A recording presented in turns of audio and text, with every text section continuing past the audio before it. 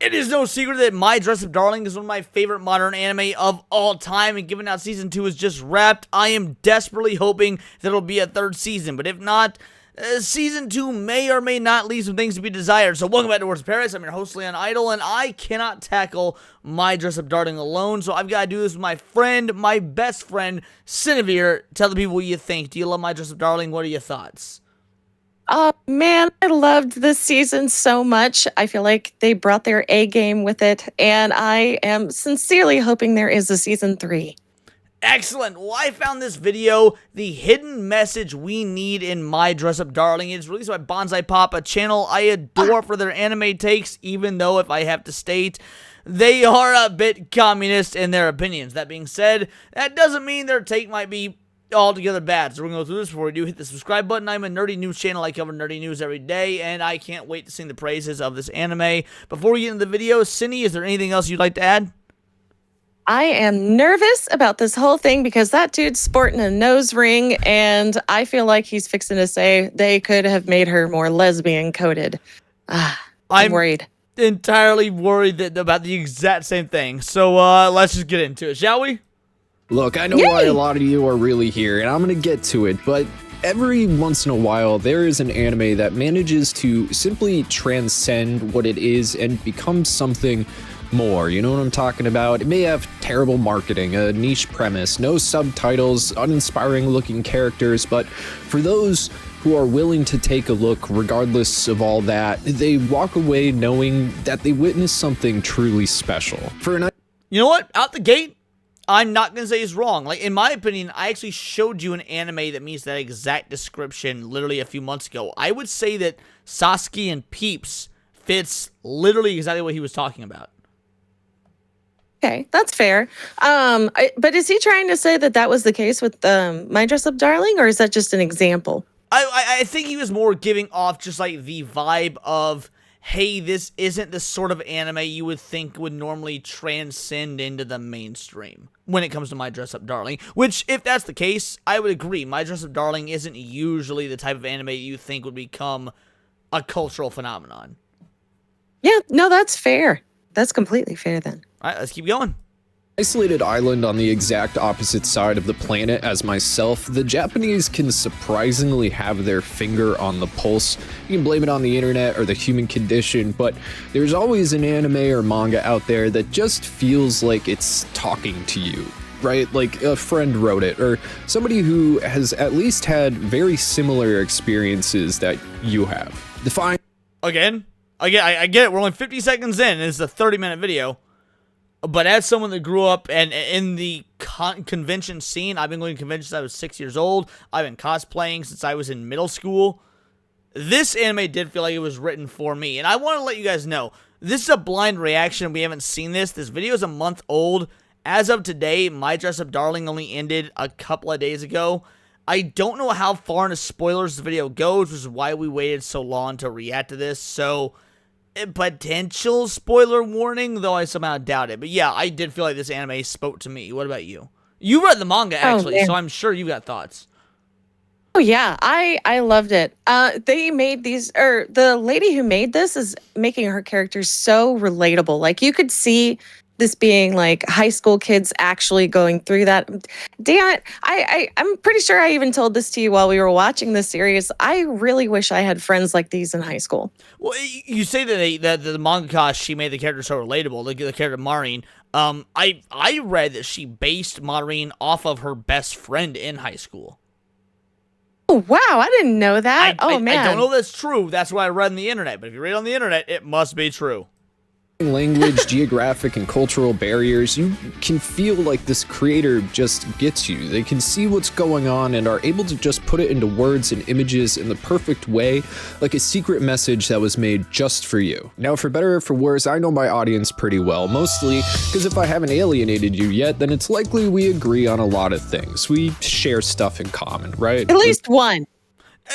I'm so glad. I was about to say, like, politically speaking, me and Bonsai Pop couldn't be further from simpatico, and you're far more politically aligned with me. But yes, we do share the love of anime together. And you know what? If people are able to put their political differences aside, not shoot political free speechers in the neck, and just agree on anime, that's a good thing.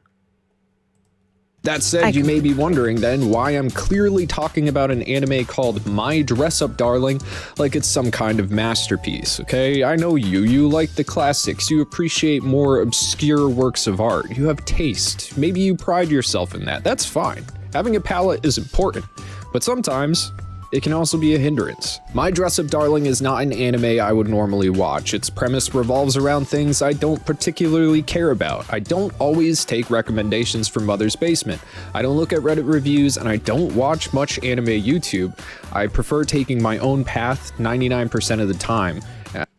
Frankly, I agree with just about everything he just said. I try to take recommendations from people, although I find most folks' recommendations are rather generic. I do stay away from anime YouTube unless it's chibi reviews, and that's only been as of the last few months. But before that, I didn't really watch anime YouTube at all.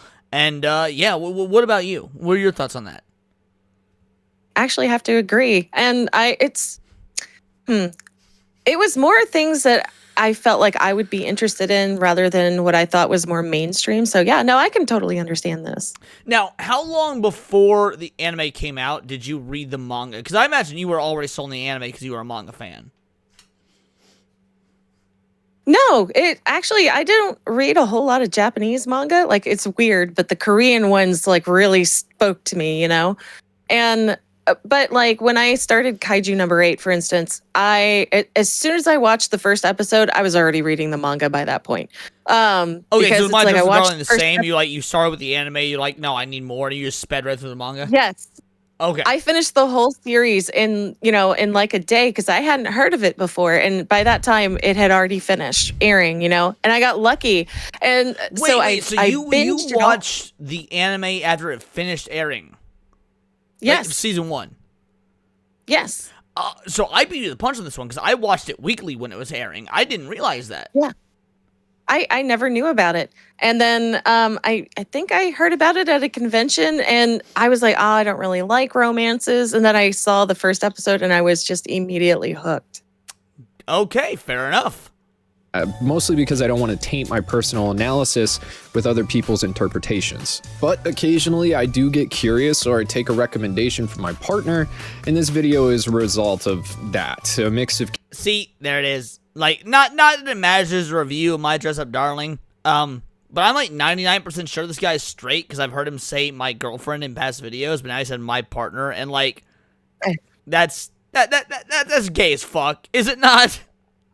No, it really is, because it makes you think, okay, well, he's saying partner instead of girlfriend, so definitely gay. Right. Curiosity and, Devin never shutting up about this anime. And what I found when I checked it out... Wait, Devin is a girl? Well, the new CEO of Nintendo is named Devin, and that's a she, so it's entirely possible that it's still a girl, or this dude broke up with his previous girlfriend and is dating a dude now. I don't know. I haven't watched Bonsai Pop in a minute, because again, I don't really peruse anime YouTube, so... Yeah. Fair. Was just one of those anime that transcends what it is, or maybe it just hides its true purpose under the more surface level entertaining aspects you're all waiting for me to talk about. So let's find out together exactly what it is. This is My Dress Up Darling. Let's get into it.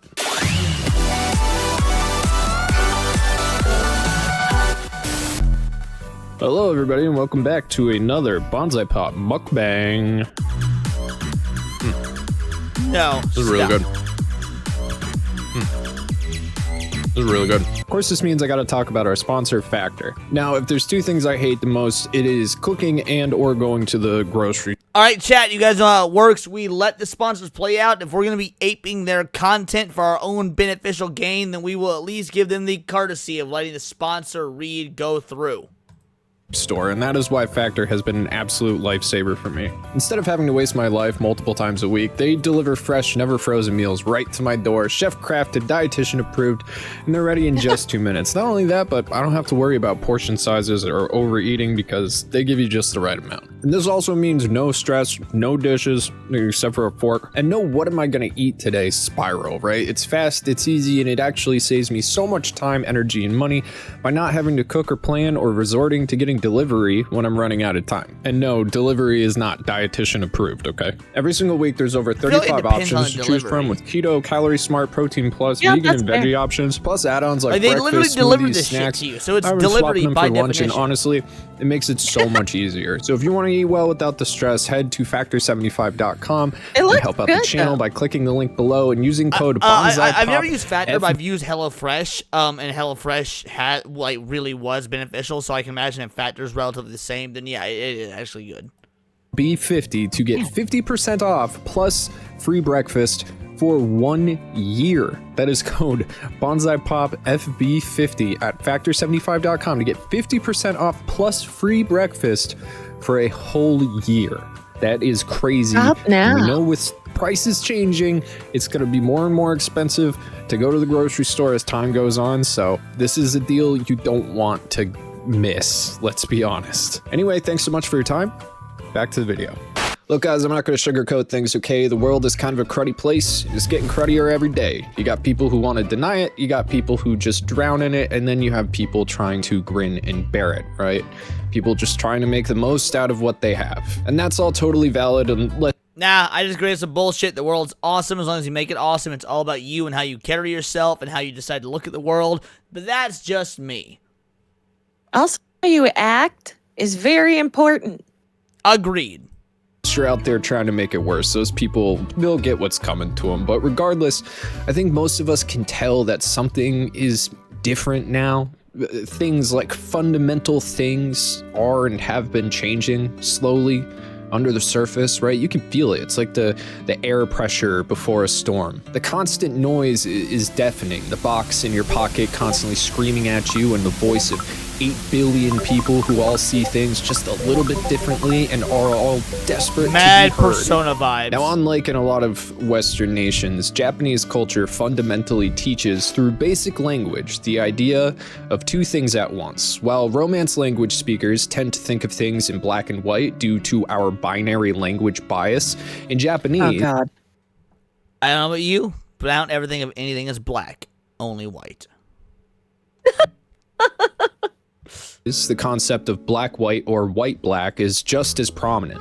To connect the previous statement to this one, if we are infinitely connected, Why don't then you we are choose also monochrome? infinitely isolated. In the quest to maintain a sense of self in this never-ending sea of noise, many of us find ourselves falling down deeper and deeper rabbit holes. Instant access to any art, entertainment, culture, science, information, it allows us to refine our tastes down to a razor's edge. And that's necessary, right? Like, if you are specific, you are defined. Now, take that and go find a local group to express your intensely nerdy love for collecting DIY local band flyers from North Africa. You're probably gonna have a hard time, I feel like aren't you? he's like completely veered off the point. Yeah, I'm wondering who's gonna bring it back. I get what he's trying to do, but what he's trying to do is like 9th grade level philosophy. So, Yeah, I mean, like, I feel like his ADHD kicked in. I can't say a whole hell of a lot considering my ADHD kicks in for every single video, but I do get your point. You're not alone. This is Wakana Gojo. He loves Hina dolls, or Hina Nigyo. Specifically... All right, we were too quick to judge. He brought it back. That was actually a very good description to lead into the character of Wakana Gojo. Okay, I'll give you it. Yeah. Making these dolls, which is particularly nerdy. These dolls are handmade traditional representations of the Heian period emperor, empress, and their retinue, which are sold to collectors and specifically put on display for an annual cultural festival. This festival is often called Girls' Day. Now, the iceberg on these dolls in this festival goes super deep, but I think that's enough information for you to conjure up the memory of someone who would hear all that information and go, "Ha! Gay!" All right. Wow. All right. Pretty based. Pretty based. Yeah. I'm impressed. Me as well. Again, I do like Bonsai Pop. I like their videos. I think they are actually very good at breaking down reviewing anime.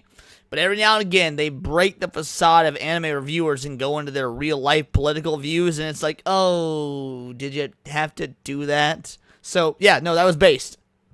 No matter how much My we first progress experience. culturally. Oh, you never seen this channel before? I've never even heard of him. Okay. There's always those people out there that live in that black and white world, right? Girl stuff, boy stuff, never the twain shall meet. And unfortunately for Wakana, he got smacked with that reality very early. He was abandoned by his only friend, a girl, when he was young and particularly vulnerable, simply because boys don't play with dolls. It's Okay. I think the word he was looking for was impressionable. Yeah, I was going to say, we were giving him credit for being based and whatnot, and then he's like, oh, yep, nope. Boy stuff, girl stuff. And it's like, well, okay, it's a little bit different when it's like the family business. Like, I don't know about you. I was raised by my grandparents, and my grandparents owned a print shop growing up. Like, I don't really know if there's anything inherently feminine or masculine about printing newspapers or just printing things in general. But to me, it was like, oh, it's a business. It was devoid of gender. Yeah. Well, like even he kind of wrestled with the fact that it was more of a girl, like his cousin was saying that it's a girl's hobby, and that does haunt him. But Right. So I understand why he would use it, but I feel like he should kind of separate it just a little bit. Well, not only that, but like Japan has a very different, at least to my estimation, from what everything I've learned, via watching anime and frankly just talking to a lot of my viewers that are in Japan. They have a very culturally significant aspect of male and female, or masculine and feminine. Yeah. Okay. Fair. weird and it's gross and it's But here's the thing. Like I said, Wakana loves Hina dolls, truly, with all of his heart. They are the most special to him, beautiful, and an art built into his blood. His grandfather's dolls in particularly are the very best, and all he wants to do is be able to make Hina dolls as beautiful as his grandfather's. So instead of giving in and abandoning his dream of doll making, I feel like artists, like especially anime artists, should understand that feeling, because when they see a really good anime, every single time you hear somebody say, I want to learn to draw like that. Well, not only that, but like honing in on the masculine and feminine aspect, I remember when I learned that Full Metal Alchemist was written by a woman, I was blown away because the way she captured the brotherly love between two male characters, I was like, I can't believe a female was able to capture this. I completely agree. Oh my goodness. Good example. To, be viewed as normal, he does the opposite. He internalizes the rejection, takes it to heart that he's different and weird and socially unacceptable. He gave up on friends and remained isolated for years, focusing instead on becoming the best Hina doll craftsman he could. And while he became a master— Wow, giving up on friends for years. I wonder who that reminds me of. Certainly not a big-titty Asian dragon VTuber that I'm friends with after a lot of fighting. Hey, let's focus on the video, not on me. But no, I feel like he kind of missed the point. It wasn't that it was a shunned hobby, or I don't remember what he just said, but he distracted me. But like, or derailed rather. But like, he thinks that it's not socially acceptable that he does what he does. Yeah, Gojo jumps to that conclusion himself based on the one instance with his cousin, because as you find out in season 2, people love what he does, and he's surprised to find out people love what he does. So it's not that Gojo was rejected, it's that because of the fear of rejection, he jumped to conclusions. Yeah, absolutely. At crafting their dresses and costumes. Even by high school, he still just couldn't break through this skill barrier when it came to the most important aspect of the art, painting the doll's face. Now, the first episode of My Dress Up Darling is titled Someone Who Lives in the Exact Opposite World as Me. And stop me if you've heard this one before. I mean, until now, this has already sounded like the backstory to an edgy isekai protagonist or future harem king, but this is not that, I promise. Despite all this stuff you're obviously waiting for, I'll get there, I promise. Anyway, the episode title refers to a girl named Marin Kitagawa. She's popular, outgoing, beautiful, a trendy gyaru who models on the side, of course. Another stereotype, but in the eyes of Wakana, who barely even speaks And remember, stereotypes exist for a reason, chat.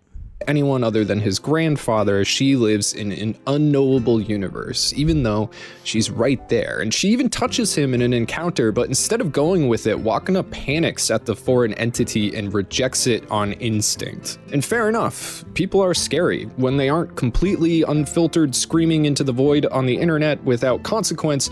How are you supposed to know what people are thinking? How are you supposed to know? And this is that level of, like, postmodern bullshit I can't stand. How are you supposed to know what they're thinking? You don't. But you fucking man up and you talk to them. Like, that was the human experience before the internet. You just talk to people. Like, look, I've been an anime fan my entire life. I've been watching anime since I was about 2 years old. I'm in my early 30s now, so I've been watching anime for about 30 years.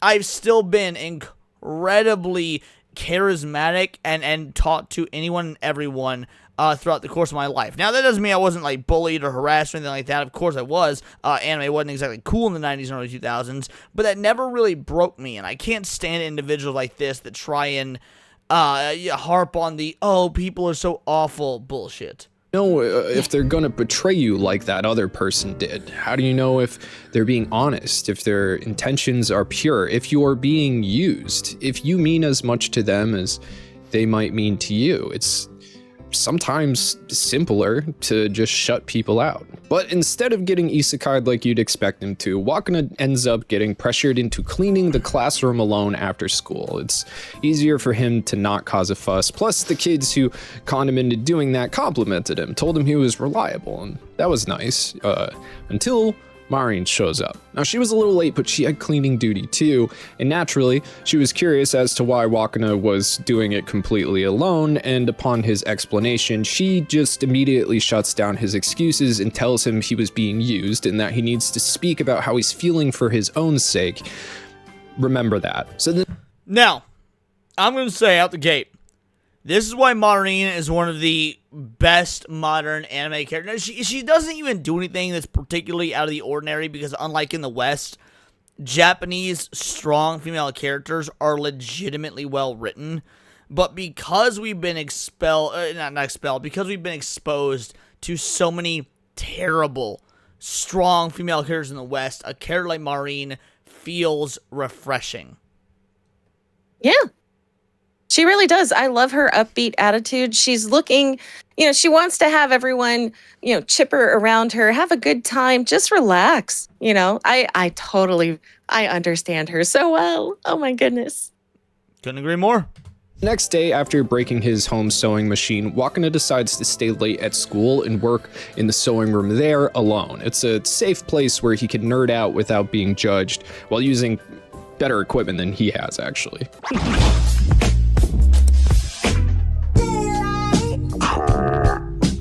Now again, this situation is obviously played out and stereotypical for an anime rom-com, the harem story, etc. But this is really where the insane nuance of this show comes into play. Did you get any sort of harem vibes when first watching this? Because I knew out the gate it was a romance. It was a romance, but no, it never once ever gave a harem vibe. Yeah, I feel like this dude's just sort of like jumping to anime tropes to try and justify why My Dress Up Darling is good, and I don't think that's necessary. It's good on its own without having to justify things. No, I totally agree, but he does warn you at the beginning that it's not a harem, but then he calls it a harem, so I'm a little confused on that. He didn't call it a harem. He was just saying, like, oh, these tropes you also find in harem, which is fair. That's true, you do, but I don't know, maybe it's just because I knew what I was getting into, knowing it, because there's a difference between romance and harem. Yeah, no, there's a big difference. Yeah, I never Usually at in any point numbers. got the vibe that this would be a harem. I knew from the jump this would be a romance. Yeah, fair. Every word, every animation cell, every interaction is important and tells a deeper story for those who pay just a little They bit animate more that attention. scene so well, Marin too. Kitagawa is 100% the girl that Wakana thought she was, but that doesn't mean that that's all she is. And when she sees the Hina doll he's working on and kind of talking to like a weirdo, she's not only cool with it, but she compliments it. She calls it pretty. And it's literally the first time anyone has ever complimented something that Wakana loves.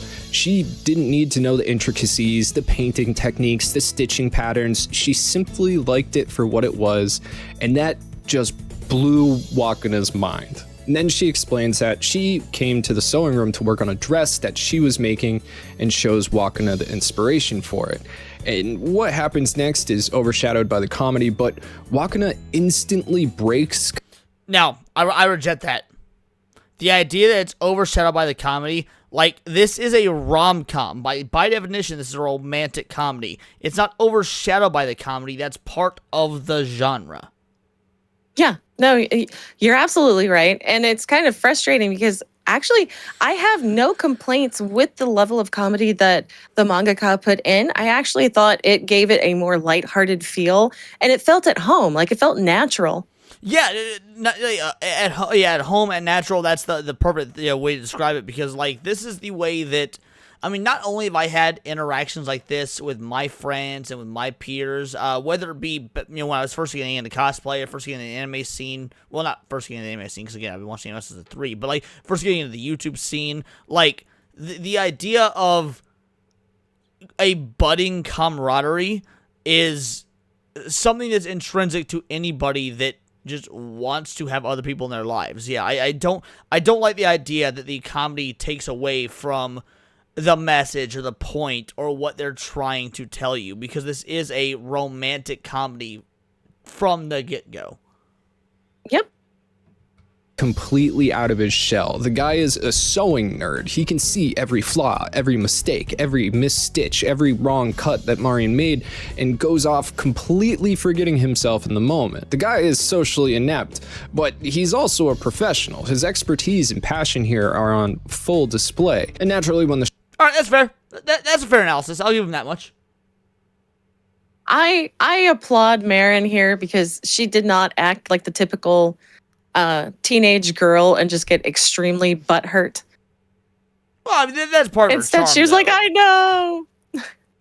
shock wears off and Wakana offers to kill himself in Minecraft for being rude, we get a full display of one of the best aspects of this anime, which is the anime and direction. This is not a slap together production. My Dress Up Darling is a spectacle, not in the bombastic way that Jujutsu Kaisen or Demon Slayer are known for. It's much more subtle and much more intricate. The way the characters move, the camera work, and the purposeful shot composition are simply masterful. From an objective standpoint, he is 100% correct. Like, that is the art direction. Like, obviously, the writing, the characters, all that is incredibly important, but you get that in the manga. So when you're reviewing the anime specifically, you don't have moving pictures with, you know, the manga and whatnot. And the way this anime is colored and moves and is shot is, I mean, it's nothing short of beautiful. I feel like they rotoscoped with this anime and they did it beautifully. Well, I only Like did rotoscoped it all, but like, what do you think when you say rotoscoped? What do you mean? Like, there are moments like when he went to go, or maybe not that one. I'm trying to think of like an example, but when you see super fluid movements, they're using rotoscoping because Really? you Are can they? tell by you can tell by the animation difference. I won't lie. I didn't know there was any rotoscoping in this anime. That is news to me, if that's true. I will look it up. You look it up while you keep going. Particularly the attention to detail when it comes to hands. Not only are they one of the hardest things to draw. Yeah? You said yes. No. I was agreeing with him. He's absolutely right. Oh, okay. I feel like Okay, it's not confirmed to have used rotoscoping, though some viewers have noted its hyper-realistic and fluid animation style. Okay, yeah. Interesting. So the realistic animation technique looks similar to rotoscoping, basically. Gotcha. Okay. Let alone animate, hands are a vital part of communication. They're not only used to accent descriptions, but they can communicate feelings and mood. And here we get this perfect visual representation of Wakana's state of mind. Marin dances past him as he's on his knees, and he looks up at her standing in front of the window as the setting sunlight cascades around her body, and looking like an angel from above, she announces her desire to cosplay in order to show her pure love for characters from games and anime.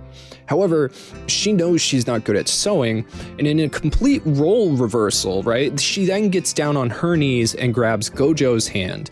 It's very pleading stance. It becomes clear how much smaller than him she actually is, and in that moment she begs. And that is something that I love that the show highlights frequently. The size difference between Gojo and Marin is heavily emphasized throughout the show. Oh yeah. I also like that their personalities are the same way. Like he's hulking, he's tall, and he's got really broad shoulders, but he's so gentle. He's so demure. And then she's so yeah. And then she's so tiny, but she's got such a fierce personality. Yeah, no, I agree. This is two different yin yangs in like it's so the yin and yang, that's two, you got the black, the white. This is two sets of yin yang, black white within two characters. It's brilliant writing. It really is. Her with her cosplay, and he pushes her hand away, but after thinking about how much it meant to him when she complimented his doll, he agrees to help her. And the animation here speaks for itself. This is pure joy. It's obvious how much work went into getting this perfect. The hands, the subtle facial expressions. It's not just there to look good, it's emphasizing the entire point of this series, which is the joy that you get from love. And not just loving another person, but loving things that another person loves. So while Marin is this... Again, he's entirely correct. I mean, for those of you watching that don't know, Cinevere had never seen Perfect Blue, one of my favorite films, not just anime films, favorite films of all time. We just recently watched that together, and after it was over, we spent a good half hour or more gushing about it. Me gushing about everything I love about it, and her learning about it. I mean, that's just something that innately you want to do with somebody that is interested in the same sort of things you're interested to. It is share those hobbies and passions. Oh yeah. Oh man, it's been like a dream just being able to share it with you, and getting to talk about it with Nadi the other day. Like it's wonderful feeling. All right, so I let's not totally go too far. Let's not bring Nadi in. No, I'm joking. No, Nadi is a sweetheart. Magnetic person, and completely agree. Shines brighter than everybody else. She also has things that she loves deeply that aren't exactly appreciated by others around her. She is also a nerd who just happens to love anime and arrow games. These are things that are a vital part of her. To have them rejected, ignored, or straight up scorned by others hurts her. Because of this, she's sensitive to other people's passions. She understands that whether you're in the spotlight like her or in the background like Wakana, you're as isolated as you feel, and how you feel is what matters. For Wakana's part, he can see how legitimately passionate Marin is about cosplay. It's not a means to an end. It's not a way to get famous and become more popular. It's not a hook. It's not a line. To her, it is only an expression of pure love for the things that deeply matter to her, and a way for her to share that with as many people as possible. She accepted who he was and the things that he loves instantly, and she even says that when you find something you're excited about, gender doesn't matter. Who cares if people think dolls or sewing or makeup is for girls? If you love it, you love it, so just love it as much as you can. And in regards, that's a brilliant thing about this this show. Like, again, I'm very clearly, if you guys have seen my content before, on a certain side of the particular aisle, at least according to a lot of individuals. I disagree, but according to a lot of individuals, I'm an anarchist. I think that, men and women have very distinct roles. I think that there is a difference between masculinity and femininity, and the differences complement one another. That being said, one thing that is considered traditionally feminine is being in the kitchen. And as for me, my favorite hobby of all time is cooking. And, it's one of those things that, well, I've never been, made fun of or whatnot for enjoying that, because frankly, I think a lot of women like to do that can cook. In general, that's, something considered particularly feminine. And so, yeah, I get what the idea is here, and I think it's executed brilliantly. Frankly, I love hair. Look at these long, luscious locks. I wouldn't have locks this long if I didn't care about, hair care. I've got 6 different types of conditioner. Some from goddamn South Korea, and it's because I love the idea of taking care of my hair, which would of course be traditionally considered feminine. So, yeah, I get the idea. What about you? Do you have any loves or interests that are particularly masculine, Cindy? I mean, back in the day, people would argue that liking video games was more of a man thing. It is. Yeah. So I would say that. And then it's I liked to roughhouse. I was just, I was a tomboy. So, and I would like to point out to you, sir, that you have the same hobbies as Gojo in that regard. And Marin really appreciates his cooking skills. I've never seen Gojo use 6 different conditioners, but I get what you're saying. No, I meant cooking. The cooking, I know. Because it brings you joy. Do it your way. But with that all said, people don't just change overnight. Wakana has extremely low self-esteem, if you didn't catch on from the visual cue I just pointed out in detail. To him, this relationship is inexplicable. Therefore, it must be transactional. Marin wants to do something, and he's the way she can get it done. Somebody like Marin could never actually see someone like him as an equal, even if she is open-minded. And even if she did, there's no way anyone else would accept it. To Wakana, this is an opportunity to simply pay back Marin for not rejecting him. Now, this is something that the mangaka did brilliantly. We talked about it a little bit earlier with the FMA and how she encapsulated that the masculinity between brotherly love. Again, this is written by a female, and the idea of transactional partnerships and men not quite simping, but doing what they can because it seems, again, for lack of a better word, transactional for not even just women, really just other individuals in general, is very much a trait of men. So the fact that I was able to be captured so brilliantly was very well done. But as a female, what are your thoughts on that? I actually never took that introspective look at it before, so that's interesting. Fair enough. To spend some time with someone only on their terms. He has less than no exceptions, no real hope. He's just seizing the opportunity to bask in the glory of someone he sees as out of reach, better than him, and to bring that person joy. And once the costume is made, Marin and him will go their separate ways because she'll simply be done with him. She, of course, has no idea somebody could feel that way about her, or themselves for that matter, especially someone who didn't reject her passions. She's on a journey for something more, right? Sorry to pause it, but I really have to wonder if the mangaka went through something similar, because the way she makes this so relatable is just insane, because she knows how to capture that insecurity of not knowing what the other person is feeling and how you kind of struggle with it. Because I go through the same things, and I think that's what I like about Gojo, is that I can see his point of view very clearly. So yeah. See, it's funny, and that's actually really brilliant you bring that up, because we're talking about you talking about relating to Gojo. And I'm the exact opposite. Marin is my favorite character. She's the character I relate to the most. So we've got, that goes to show that this dynamic transcends gender, and that I relate to the female character. I'm the one that's outgoing and boisterous and loud and obnoxious, and you're the more introverted, quiet, let's just do the fucking thing and move on. So even doing this video, I asked 3 or so times, and I was like, if you want to, you don't have to. Hey, it's no big deal. And you're like, let me check this, let me check that. I just want to make sure it's cool. You were very much the Gojo in the prelude to us even recording this video together. What about that? What? I said that. Well, sorry. I said I think that's pretty crazy. I never thought about that. I didn't either until he made that point. But like, yeah, like I'm more of a Marin, you're more of a Gojo. So which goes to show that gender doesn't really matter in that regard. Yep.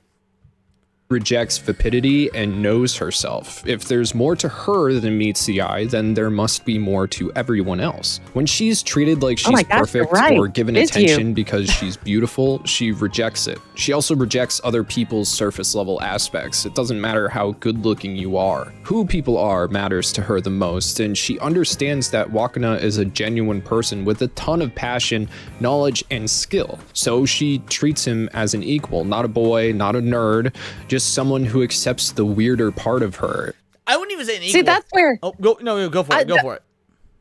That's where I am very much like Marin. Because I don't care what you look like. I don't really want to be flattered. If you're a cool person, I really like you for it. If you have the same interests, I'm really excited to talk to you. Well, I wouldn't even say that Marin treats him like an equal. I would say that Marin, in a subtle way, treats him like he is above her, because she wouldn't be able to live this dream and live this passion, at least to the fullest extent, without him. He is her lifeline. She would be settling for mediocrity if not for him. So it's not even a case of being equals. It's a case of she looks at him as and that is less noticeable in season 1. You see more of that in season 2, which thus far he hasn't covered, but that is still the case, as a whole. Actually, no, I think you're wrong, because you see that start, like her opinion of him when she puts herself lower than him and is beseeching his help. She is putting him visually in a higher place because he's willing to help. All right, fair enough. I can't really argue with that. And someone to do a passion project with. Hijinks ensue. Due to her personality, Kitagawa is a bull in the china shop of Gojo's life. She barges into his house, goes in his room, wants to get her measurements taken, no shame, no understanding. Meanwhile, Wakana is learning through trial by fire. His safe space is invaded. He's learning social interaction, and due to the nature of the project, he's forced into learning physical intimacy almost simultaneously. For someone who hasn't had a friend since he was a really young kid, all of a sudden Wakana has to touch another person, a person he is literally put on a pedestal as somebody far above him. Now, that's not to say that there aren't moments when Marin comes back. Got it wrong. It's not because she's high above him. It's because she's a woman, and he's not used to interacting with them. I was thinking the same thing. It's like he is correct in the idea that Gojo hasn't had any friends. But Gojo is also a very traditional individual. He was raised by his grandfather, and his grandfather has raised him with very traditional gender roles. And not only gender roles, he's raised him with very traditional ideas of respect and decency. And to see somebody like Marin, who, not in any sort of malicious way, but doesn't share those values, it is purely because of the gender divide. If you try to do the story with two dudes, Gojo and a male cosplayer, it wouldn't work. Because, think about it. He wasn't even, affected by the idea that the one guy later on basically starts getting undressed in front of him because he knows that's a dude. Exactly. So it doesn't bother. Yeah, I was gonna bring that same thing up. I want to give you a chance to speak. But yeah, in season 2, there is the male character that cosplays female characters, but he's straight. He's a straight dude. He dates women. He's not gay, the whole nine. He does feminine cosplay. And Gojo, the moment Gojo finds out it's a male, he doesn't care at all about the social decorum because they're both guys. Yeah, he completely changes his mannerism, and I'm pretty sure way of speech a little bit. To reflect that he is acknowledging that is a man. Yeah, no, I think you're entirely correct in that assessment. Back down to earth and realizes that she's a girl with a boy in very close quarters, and that she might have made him uncomfortable or feels uncomfortable herself. But what we're seeing behind the comedy of this and the awkwardness is two people just getting to know each other, sharing their passions. Maybe this is just me being pedantic, but we're not seeing it behind the comedy. We're seeing it because of the comedy. Like, think of a great comedy film. Think of, like The Wedding Singer. The Wedding Singer is a very famous rom-com starring, Adam Sandler and Drew Barrymore. Their relationship is natural, but it's only built upon because of the comedy between them and their situations, not in spite of the comedy. Yeah.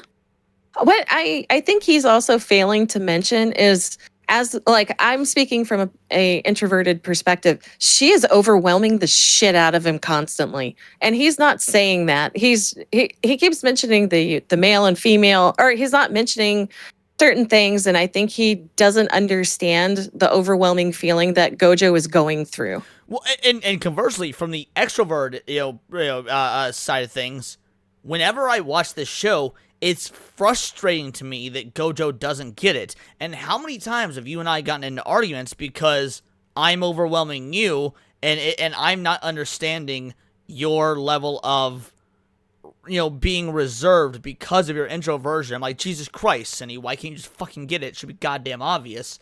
But we're different types of social creatures. Completely true.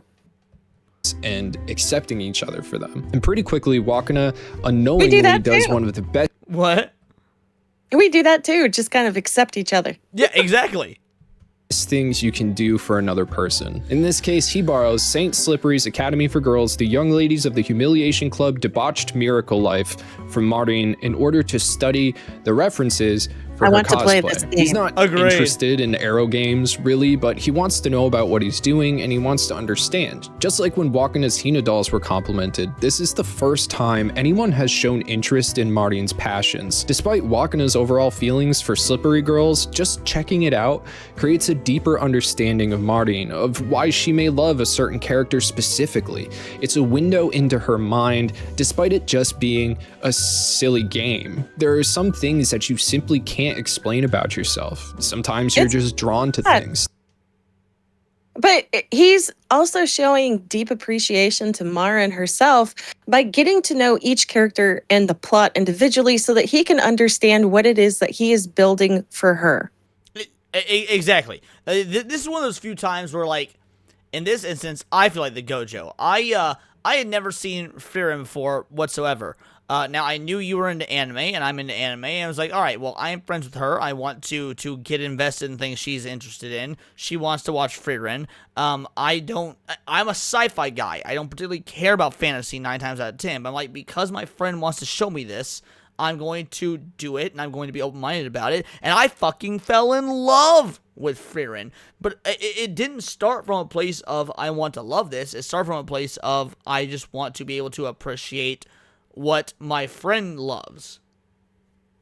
Yeah, I totally agree. I do. Like, I am so excited to see. Or Sasaki and Peeps was a great one. That one, even though it's like kind of an isekai, it didn't grab my attention. And then you were like, no, you need to sit down and watch this. And I was like, you know what? He's really excited about this. I really need to see it. Base Sasaki and Peeps reference. To have somebody else experience that thing that you love so much, for them to take the time to learn about it, is kind of the kindest thing anyone can do. It's a way to get closer to somebody. It's something to bond over and talk about, even if one party doesn't really get it or appreciate it as much as you do. Just the effort is such a kind thing. What? But he's still trying to get it. Yeah, he's trying incredibly hard. And I think we all want people to care about the things that we love the most. I mean, it's literally why this channel exists. So for Marin, she's found somebody who finally respects the things she loves the most, but also respects her as a person. She's not just a piece of meat to Wakana, even if he does find her attractive. He constantly snaps himself out of his stupor to focus. All right, what do you mean? I think he's still looking at the story from an American perspective and not a Japanese perspective. I see. I actually disagree with you. I think he is looking at this from a perspective of an individual that is trying, and maybe I'm projecting, but I think he's looking at this from the perspective of somebody who's trying to maintain a sort of genderless, sort of apolitical, lack of gender roles perspective. It doesn't matter. I don't think it's Western or Eastern, because there are people here in the West that understand gender roles. I think that due to his proclivities of trying to maintain being, we'll say, progressive, to be polite, he doesn't acknowledge the gender role factor. Yes, which is because the gender role factor in Japan has different values than what is in America, which is why you're hearing him say, "Oh, well, he's thinking this way," but really it's all about respect. He doesn't understand how, it seems like to me, he doesn't understand the Japanese as well as most people do, because he doesn't understand the levels of respect that go on, like, mentally. See, that's why I push back on, is that in our country's youth, we had those same levels of respect. I mean, how often do we hear our grandparents or even our parents or whatnot talk about, oh, back in my day, we didn't do XYZ because it was wrong. Like, he's looking at this, that's why I say he's looking at this from a lack of gender roles perspective, because the respect you're referring to is also part, or at least was also part, of Western culture, until we, stumbled upon this modern degradation we find ourselves in.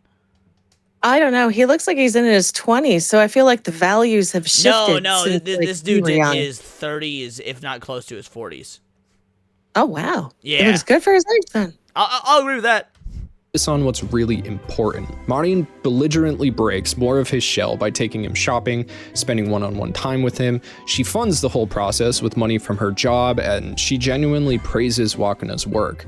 Unfortunately, that is a wink leak for the show. It really never fucking shows her working until season 2. We hear about it, but we never really see it, unless I'm misremembering. Do we see her modeling at all in season 1? Cannot remember. I'll be honest. I don't think we do. And the fact that neither of us can remember, despite how much we love this show, kind of goes to show how fleeting it is if it is in season 1. It's a big part of what's shown in season 2, but it is not prevalent in season 1 that I recall. I feel like it's because you're still learning about the characters. Like, they're still fleshing themselves out. So you're not getting, like, basically a lore dump in the first season. You're just getting the outline. Fair enough. Both individuals have issues with a key aspect of bonding, though, and that's communication. Now, it's pretty common in Japan for people to not overshare.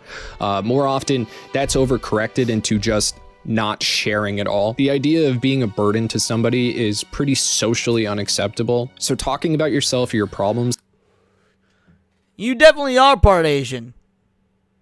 Why is that? Well, because that's you in a nutshell. Can be seen as literally unloading your baggage onto another person, weighing them down with your personal problems, just making their life harder. And while Wakana and Marin are able to communicate a ton about their passions, they both keep a lot of personal things to themselves, except in very rare moments of vulnerability. And in one such moment, Wakana explains, "The first time I ever saw a doll was on the shelf at my grandpa's store. I could..." Wow, hearing the dub is weird. I've only watched this show subbed. I feel like I just got smacked into a brick wall. I was like super immersed. I don't hate it, but Gojo sounds a bit more mature than I would have expected him. But again, I'm not knocking it. To be fair, for a YouTube video, it does make sense to play the dub so that you don't have to read subtitles as a viewer. No, take my eyes off of her. You say that's fair? Yeah, that's fair. I thought to myself, how can something so beautiful exist in this world? She reached in and stole my heart. I first understood what the word beautiful meant, and no other word since then could be used to define things that are the most precious to me. So I don't say beautiful or pretty, unless it comes from the heart. And that right there, that firm declaration, is a window into a deep part of Wakana that he opened for Marin, and she immediately accepts it. Dude, if that's your code or whatever, it's totally fine to own it. Again, I don't hate it, but I do. I don't hate it, but I can say I definitely prefer the sub. Ugh, it's so painful to hear. Well, because the acting, to be fair, wasn't like objectively bad or anything. Like what she's go for it. I feel like it lacked the same quality that the Japanese brought to this. I don't know, that they made it sound so much more believable, and then it feels to me like the guy is just reading a script. So I think that's more due to the tone of his voice than the actual delivery. He sounds like a grown-up, whereas in the sub, Gojo and Marin both sound like teenagers. But yeah, like in terms of the actual quality of the acting, it definitely wasn't bad, but I don't know, maybe it's just because that's not what we're used to, because we watched both seasons subbed. I don't know, but I will say I definitely prefer the sub. Yes, hands down. Casually, of course. I've got some things I'm pretty hardcore about too. Like boob bags, for instance? Yep. She's fine with other See, that was better. I will straight up say that exchange right there was more believable. I think Marin's actor is doing far better, but I feel like Gojo's actor is still reading a script. Maybe I'm just overly picky. That's fair. people living by their own rules, because Marin's life isn't all roses either. She spends most of her time home alone due to an absent parent. She's left to fend for herself, which probably lends to her resilient nature, and when she's not in her bubble of friends, she's just as isolated as anyone else. But despite all of this and all of this progression, Wakana still isn't really able to get over his low opinion of himself, and in the middle of the dress production, his grandfather gets hurt and hospitalized. On top of that, midterms are about to start. What was that? I love this episode. Oh, it's fantastic. And Wakana mistakenly thinks he absolutely has to finish Marin's dress in 2 weeks so she can go to an event that she mentioned. He doesn't want to let her down or break her heart, so instead of thinking about himself and voicing it like she specifically told him to, the first time they met, he balances visiting his grandpa's school midterms and the cosplay by not sleeping or taking care of himself. Again, his consistent low self-esteem results in him hurting himself, neglecting himself for people he considers better than himself. He can't see any value in his talents. It's more important, not better. He holds them in high regard. It doesn't mean that he thinks they're better than him. It's levels of respect. To be fair, I think that's a semantical argument. Like, I think that in this respect, what he's saying, it means the same thing. More important, better. Like, I feel like they're interchangeable in this regard because no matter which wordage you use, the outcome is the same.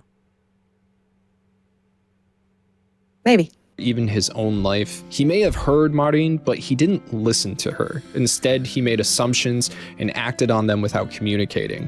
And the whole Huh. Who does that remind me of? Harada.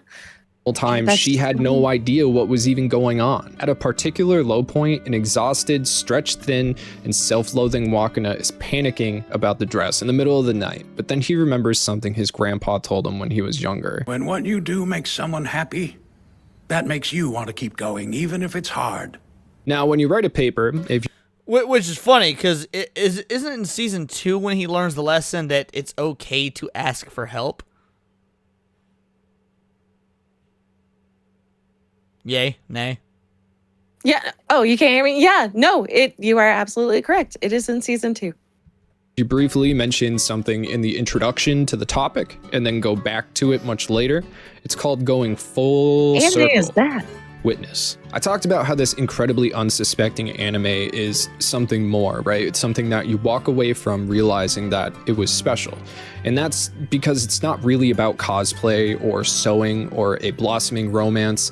It's really about isolation, self-loathing, and learning to overcome that by truly sharing yourself, by... You know what? Even though we have disagreed with a lot of how he got the conclusion, I do think he came to the correct conclusion. That is what this show is about at the end of the day. About overcoming isolation and letting your true self open up to that person that you do find to be special. Huh. All right. Well, I was actually really surprised that he came to that conclusion. I thought he was going to say something completely different. Not sure what, but I am happy that he actually said that. yeah, no, I completely agree. Again, especially considering the things that, again, you and I, being anime experts and aficionados, completely disagree with him here on here, which just goes to show, I mean, it's really no different than driving to another city. Like, you can take the highway or you can take the back roads, but at the end of the day, you're going to end up in the same place. Yep. Finding a bridge to reach another person. This is a major issue that we have right now in the modern world, whether you're on one side of it or another. Hell, in America, 48% of people between the ages of 18 and 21 have not had sex in the past 12 months. That's crazy. Now, obviously, this show isn't specifically about that, but the point is not only are Marin and Wakana learning to be vulnerable while sharing their deepest passions with one another, they're also learning to be respectful. They're learning an art form, and the series respects that art form in great detail. The two may have talent, but they're both owning it together in order to achieve a goal in a new discipline. And, you know, I might just have some experience with that. Now, when I started YouTube back in 2015, I had no idea what I was doing. I lived a crazy life until that point. It really felt like I couldn't relate to anybody. I had extremely niche interests, especially for the time, and radical ideas with no ability to edit video at all whatsoever. I had experience with writing and music composition, stage performance, but none of lighting and filming, or especially putting all of those things together into this specific format. But something about it just lit me up. Every day I learned more and more. I dedicated myself to this entirely. I dropped out of college. I got fired from jobs, kicked out of apartments. I didn't have food, but I felt like I was getting somewhere. And I mean, based question mark? I don't know about you, but like I've been there, done that, not necessarily with YouTube, but with YouTube and with other endeavors. But and like kept going, but like also, you need a job. Like I'm a little mixed on that one. I mean, I don't know. I feel like I've lived such a sheltered life compared to everybody else.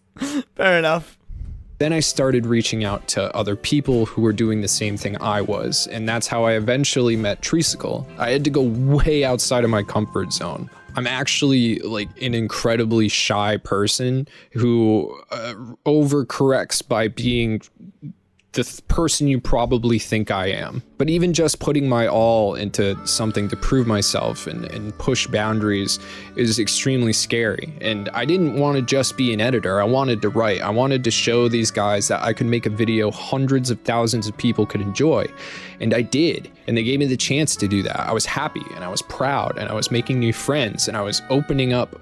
Finally, I was talking about things I was going through and was thinking about, of course, you know, under the surface, but I was able to finally do that. But it's been years of this now, and what I didn't realize until recently, I think, is that you have to do that consistently, all of that. You can't just reach out once and be good forever, because the more that I got into this, the more I drifted farther and farther away from people. Now, again, what he's bringing up here is interesting because while I get his point, he's talking about season 1 of the show, but this isn't really a character point or plot that's driven home until season 2. So is this a case of he is jumping the gun and talking about it, or is he reading too much into season 1 based on his own experience? I don't know. What do you think? Been puzzling over that while we were listening. I really don't know. I hope he's jumping the gun and that this is leading to like some kind of point into like season 2. So I guess we'll find out. I mean, there is still almost 10 minutes left of the video, so. I'm from the sticks. I don't live in the city.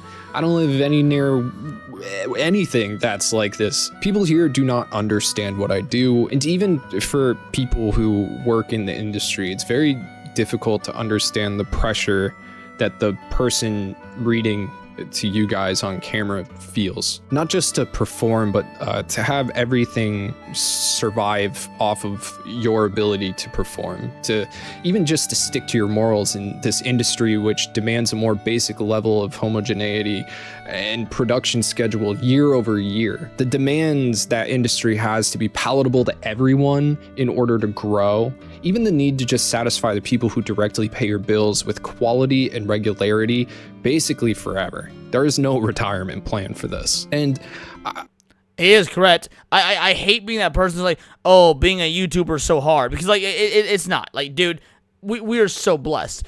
I could be in the fucking coal mines. You could be like a goddamn nurse or something. We are so blessed. So I will never take away from the kindness and generosity of all the people that watch us and support us.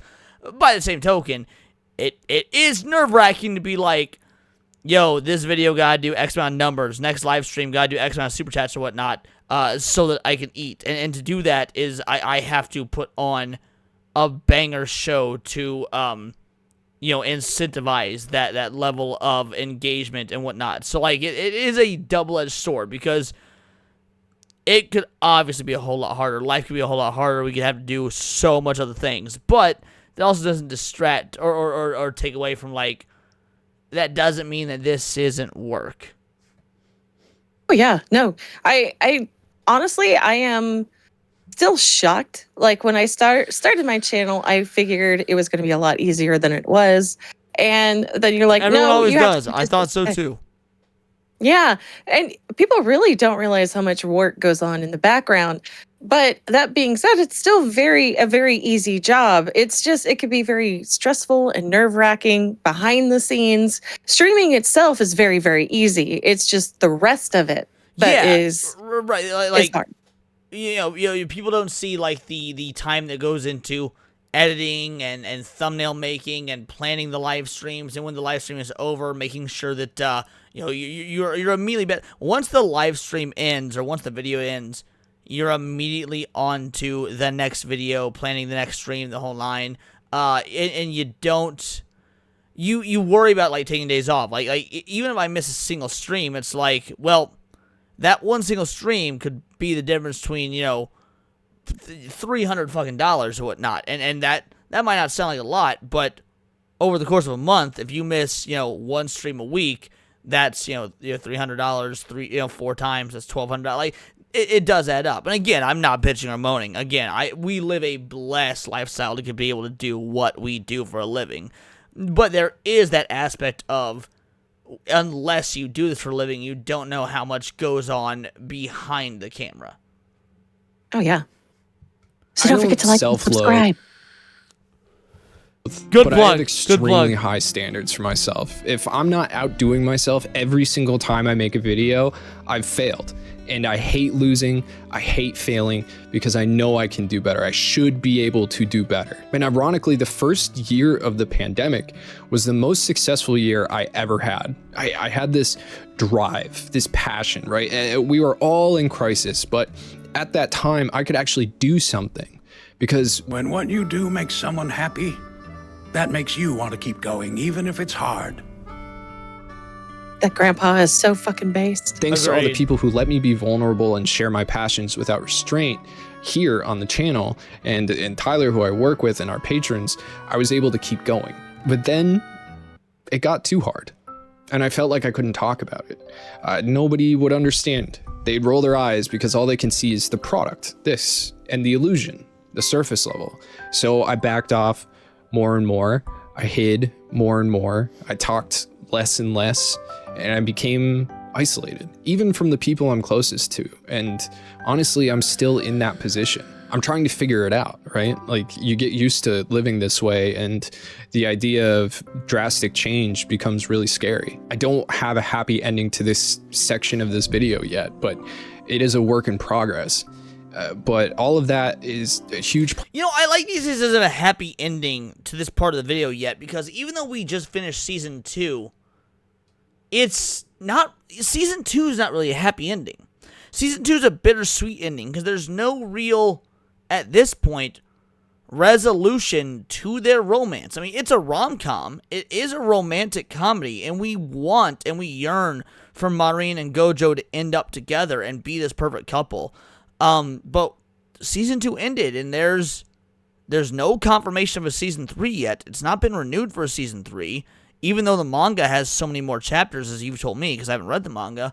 But by the same token, the way the anime ends is positive, but still bittersweet, because it ends with You're them left wanting more. Right. It ends with them smiling, but they're not together. They're not in a relationship. They don't acknowledge that they are in love with one another.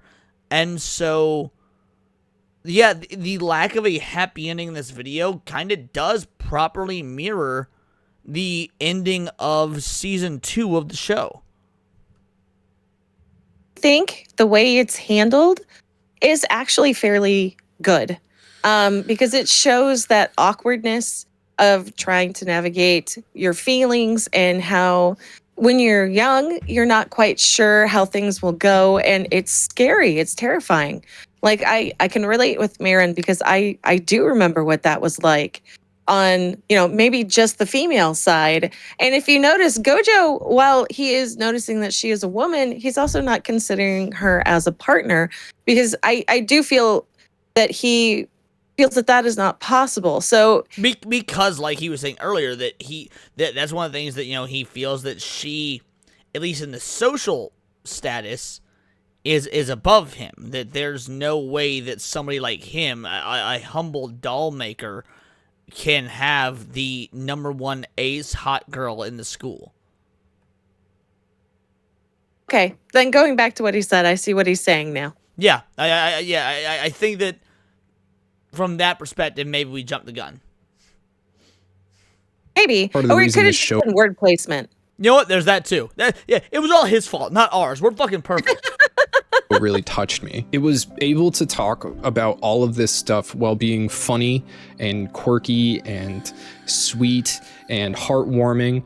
It shows more than it tells, and it finds that perfect balance between artistic and comedic. It takes tropes and works within them to give an important message and instructions in a time when they are desperately needed. How isolation looks, how scary it is to be vulnerable, how amazing it can be when you take a chance. There are good people out there who can appreciate and learn about you if you are willing to take a chance and put yourself out there and do the same for them. So when Wakana reveals the dress to Marin, she breaks down because she can't understand how he was able to finish it given everything that he was dealing with. She doesn't understand why he did it considering those things, and he didn't understand that she wasn't expecting him to. Again, the lack of communication only resulted in Wakana hurting himself, but his dedication created a situation where he was rewarded with the joy that he brought to another person. And this is also a moment where another of his talents shines through, okay? After years and years of attempting to create beautiful Hina dolls, he's able to put together and apply Marin's makeup with, of course, additional tips and tricks from her that she learned on the internet about cosplay. And when it's all put together, the two are able to finally go to Marin's first event. It's a simple public meetup, but Wakana feels out of place and overwhelmed, so Marin accommodates him, which isn't highlighted exactly, but it was a very sweet thing of her. And he watches. I think that this episode is like where the show truly breaks the boundary of your typical rom-com and becomes something really unique. I love the first event they go to together. Oh, yeah. Oh, it's such a good anime. If you haven't seen it, make sure you do. Agreed. As she's praised and photographed, and he thinks about how much fun all of this was, how despite their time together now coming to a close, he'd be able to walk away with a deep appreciation of the first time experiences that he shared with Marin. But just as he's preparing for the end, Marin turns to find him, and when she does, the look of pure joy on her face changes everything.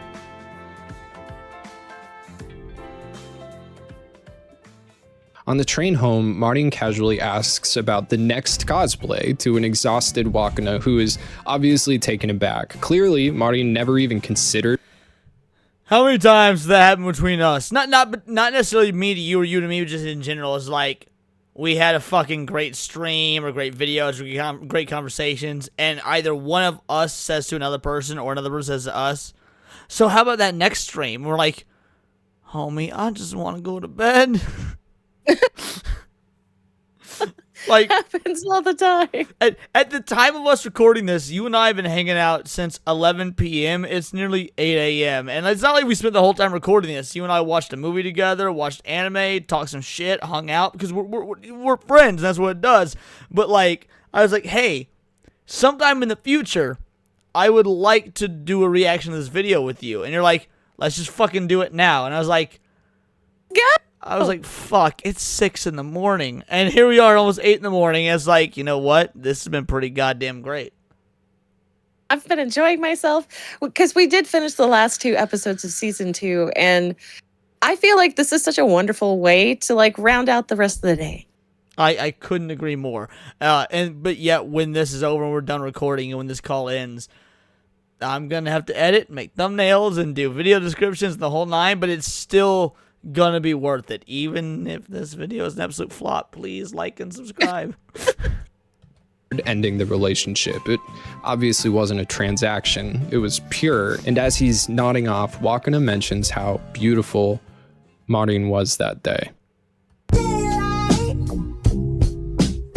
Hijinks ensue. So while I've only covered the first few episodes here, I feel that the initial segment was capped off perfectly with a small interaction in the next episode or so between Wakana and his grandfather. The former shows his latest attempt at painting a Hina doll face, and for the first time, his grandfather praises it. Even though Wakana can't tell the difference between the last one he did and this one, it's clear to this professional that something has changed in Wakana's work.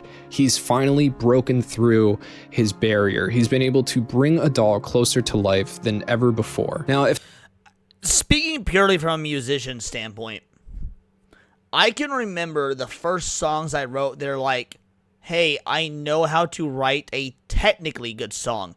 Use these chords in these orders with these sorts of drum fills with a bass like this. And on a technical level, it worked. But it wasn't me or my sound. Compare that to things I wrote later, and it's like, okay, there's something here. I can be proud of this, because not only is it technically good, but my voice is in it. I don't know if you have anything to compare it to on your end. I know you're an artist, you draw things like that. I don't know if you have similar thoughts. I don't know how to compare that or compare to that, honestly. Well, I get it, and that's what matters. My show, my channel. Fuck you. If the eyes are a window into the soul, then the face is the expression of that soul. Before now, Wakana went through life never looking at the faces of the people around him. He avoided contact, avoided interaction. He wasn't able to understand why he couldn't give his dolls that special touch, because he simply didn't know what it was that was missing. But after getting closer and closer to Marin, both literally and figuratively, he intuitively began to understand the beauty of human expression, how it can do something like share joy. And this is a beauty he communicated finally to Marin on the train home, a beauty he didn't think possible from anything other than a Hina doll. He realized how delicate a human face is and how soft the touch needs to be when applying makeup to a real person for the first time, how curves and features actually felt, their fluidity, and how natural that flow is. And he was able to process this before being able to communicate it verbally. Instead, it showed through his art. It was a literal and metaphorical breakthrough thanks to his new relationship with Marin. It's just such a good, well thought out, and perfectly executed moment to really accentuate this fundamental point of this series, that you can't grow alone. And in isolation, you stagnate. You get stuck in cyclical thought patterns and you despair. You hear that, Cindy? In isolation, you get stuck in cyclical thought patterns. You know what, Leon? I reach out when I have those moments so that I could break out of that. You're learning.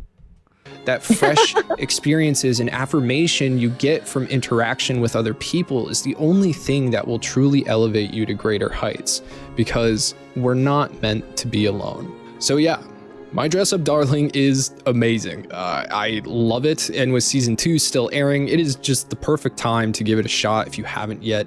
And I figured this video could really put the context of the show under a magnifying glass. I mean, that's what I do, right? And that's what I do here. But with that, I guess there's only one more aspect of the show to really get into, especially because you guys have been waiting for it, and that's all the tits and Okay, he left on a joke which didn't imply that it was a bad thing. There's only a few seconds left. Is there anything more? No. Okay, doesn't seem like it. Thank God. I was like, if he's gonna spend the last bit of the video going into how that's a fucking negative, I was gonna lose my shit after all that relatively good, poignant thought process. Like, I was like, is he gonna go full anime tourist mode and bitch about that? But thankfully, we were spared. I was ready to get so angry. Yeah. What do you think of this video, Cindy?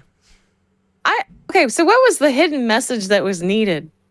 That's the point. It's called the hidden message we need in My Dress Up Darling. And frankly, from that video, if I had to guess, the quote-unquote hidden message is that beyond the rom-com, beyond the fan service, it is a anime about overcoming isolation and introversion.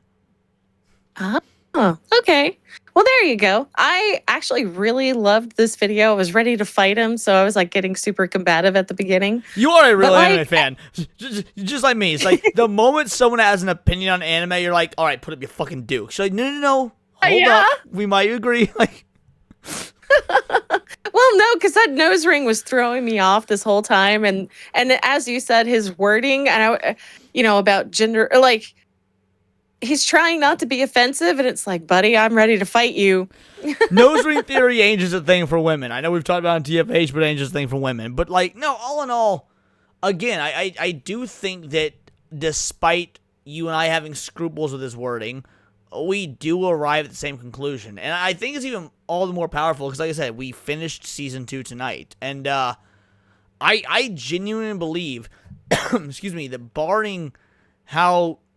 not even how, if Season 3 comes out, and if it does, how it ends, like, we could be looking at one of the best anime of the 2020s. Like, as a whole, we're halfway through the 2020s, and My Dress Up Darling is up there, at least in my opinion, as one of the best this entire decade has had to offer. Yeah, no, I have to completely agree. And honestly, my biggest concern is that should season 3 happen, and I'm praying season 3 happens, but what I'm worried about is that they will not put the same love and attention and detail that they clearly did with season 1 and 2. And I think it's a fair worry. I mean, look at popular anime like One Punch Man. And while I love One Punch Man Season 2 from a story perspective, everybody can acknowledge that the quality of the art took a backseat, took a downgrade. That happens with a lot of anime. I mean, I'm a huge Dragon Ball fan, and when Dragon Ball Super came out, Dragon Ball Super was animated by Toei Animation's B Team because the A Team was working on One Piece, and Dragon Ball suffered for it. The first 2 arcs of Dragon Ball Super look fucking atrocious. So yeah, I think that's a very valid worry. Yeah. And I feel like that would actually take a lot of points off, even if the story is as beautiful and perfect as it is. The fact that they put in so much detail actually really helps it along. Yeah, all in all, I like this video. I got my minor scruples with it, but I'm glad that we sat down and we talked about it, and I love how much we can not just relate to this video, because there was a lot relating to this video, talking about like the struggles of YouTube and whatnot, but also was able to bring into words how we relate to these characters, and how we relate to these characters on a flip perspective, how you're more the Gojo and I'm more the Marin, and that is...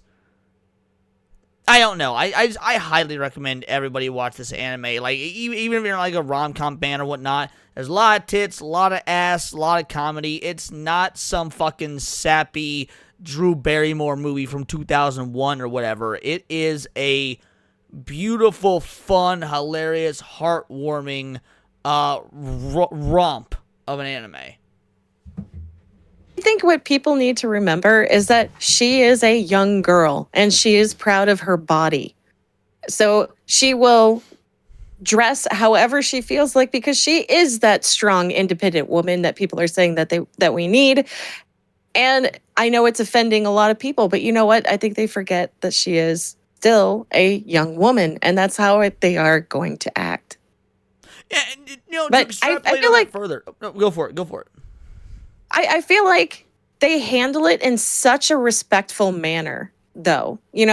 I know it's offensive because of how it looks to some people and they can get the fuck over it, but the mangaka manages to be respectful in how she still, displays Marin. Well, and to extrapolate down that further, I think it's important for people to remember that anime is not a genre, anime is a medium, and within anime you have genres. You have your action, fighting, shonen. You've got your dramas. You've got your sci-fi. You've got your fantasy. You've got your rom-coms. Just because it's animated, just because it's anime, doesn't mean it's all the same genre. And it's like to me, if someone says, I don't like anime, it's like hearing, I don't like sandwiches. Really? Because a sandwich is just 2 pieces of bread with shit in the middle. You're telling me that you don't like any sandwich ever? No, I reject that. Even people that don't like anime will find something they like. And as for me, I adore these 2 seasons. I do. I cannot wait and pray for more. And that's why I stress so strongly that you really need to read the manga or watch like a recap of it on YouTube. But it is a beautiful story. This will age wonderfully. Well, with that being said, we've been going for nearly an hour and a half. This is going to be one of my longest videos, if not my longest video to date. Do you have anything you want to acknowledge before we get on out of here? Or anything you want to plug? See, I have Midnight Sin every Monday and Tuesday, and then I have Gaming with Sin every Wednesday. You guys can also find me again on Leon's channel every Monday and Friday for Neon Leon, if you are so kind.